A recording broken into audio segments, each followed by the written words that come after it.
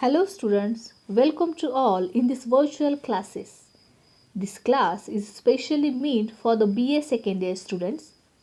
My title of the paper is Literature in English 1750 to 1900. The paper number is 6th. Students, in this video we will learn the romantic literature, its features and characteristics. You know very well the romantic literature entered into the world of British literature by the publication of lyrical ballads in 1798, and these lyrical ballads, when it is published in the 1798, were poets who had faith in the power of imagination in poetic expression. Literary critics consider 1798 the year when Wordsworth and Coleridge published their lyrical ballad to make the beginning of the English Romantic movement. During the period, poets who had faith in power of imagination in poetic expression. According to them, poem is the expression in words of what the best and brightest mind thinks.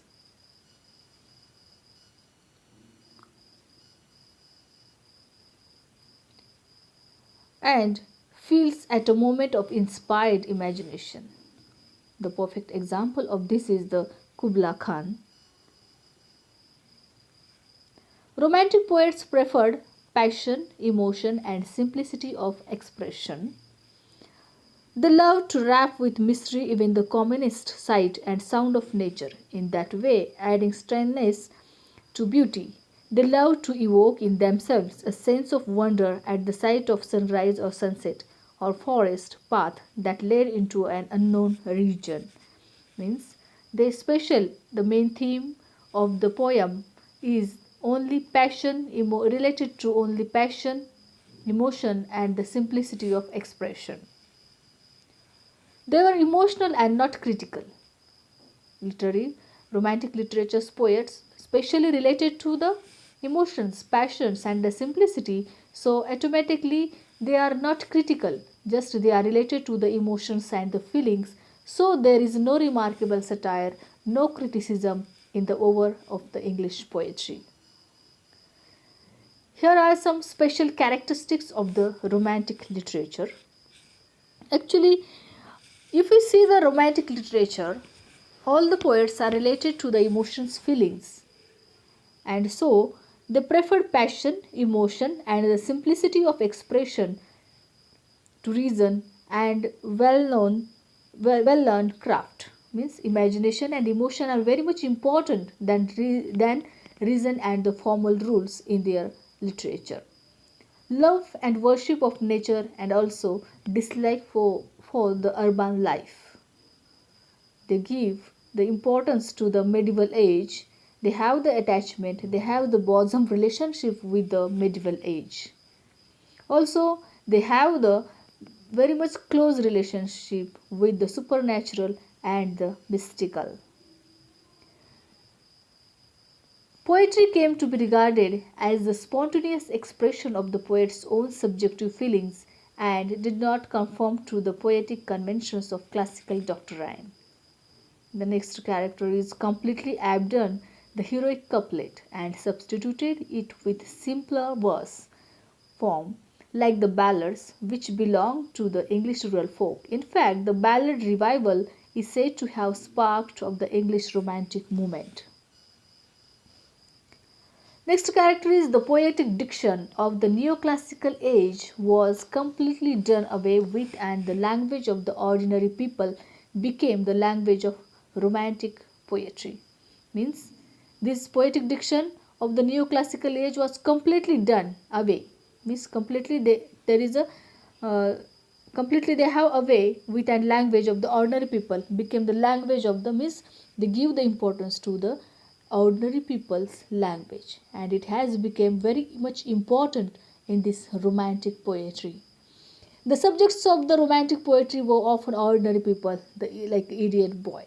Means whenever the romantic literary poets write their literature, structure their literature At that time, they give the importance often to the ordinary people.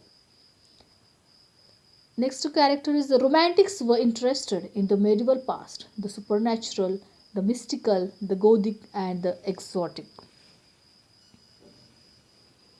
Next character is Romantics were attracted to rebellion and revolution, especially central with human rights, individualism, freedom from oppression.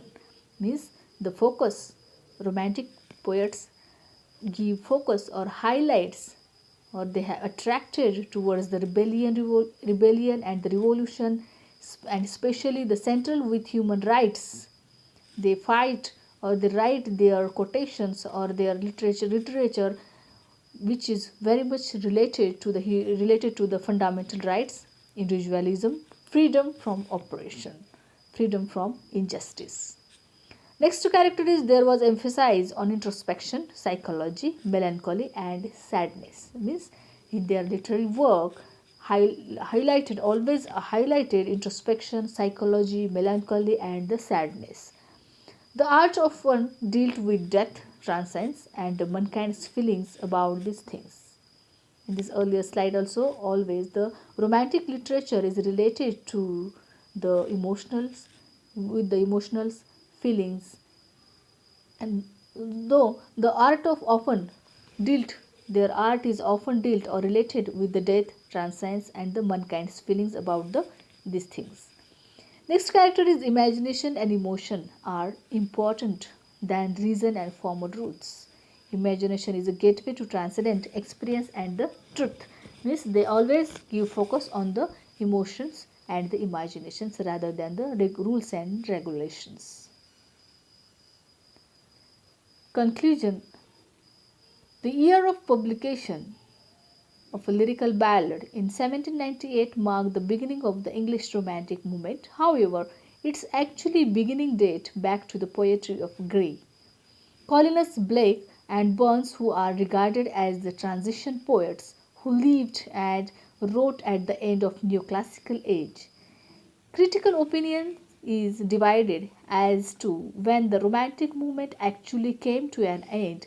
In fact, some critics consider the Victorian age to be continuation of the Romantic age, and that English Romantic age extended till the beginning of the modern age in the 20th century. The Romantic literature is always related to the imagination, passion, love of nature, and the simplicity of expression can be pinpointed as the characteristics of the Romantic poetry. Lyrics as and not satire was their forte. A sense of mystery surrounding simple objects in their poetry labels their time as a renaissance of wonder. We can quote a few lines of Shelley as an example of something that is quintessentially romantic. The desire of the moth for the star, of the night for the morrow, the devotion to something afar from the sphere of out sorrow. Romanticism saw a shift from faith in reason to faith in the sense, feelings, and imagination. A shift from interest in urban society to an interest in the rural and natural. A shift from public, impersonal poetry to subjective poetry, and from concern with the scientific and mundane to interest in the mysterious and infinite. In this way, students, in this video, we have learned the Romantic literature, its features and characteristics. I hope, students, you have understood this very well, and if you are not understand, you can review the video often. So thank you, students, and see you in the next video. Thank you all.